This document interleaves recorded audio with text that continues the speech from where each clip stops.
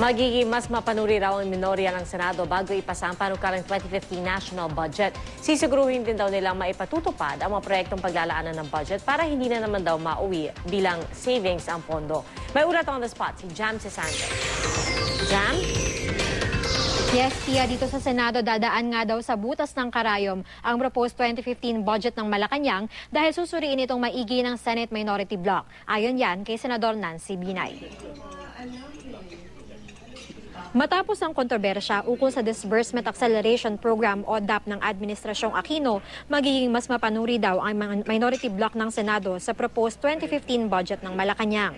Susuriin daw nila hindi lang ang milyon-milyong special purpose funds, kundi pati ang budget ng bawat departamento.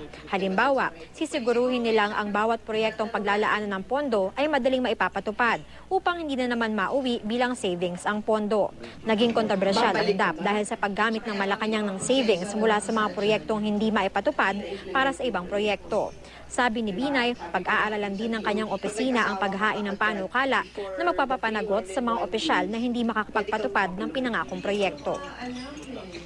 Pia, kahit susuriin ng maigi ng minorya yung budget na ipinropose ng Malacanang, hindi naman daw sila magiging hadlang doon sa maagang pagpasa nito dahil ayaw din naman daw nila na magkaroon ng reenacted budget para sa taong 2015. Pia.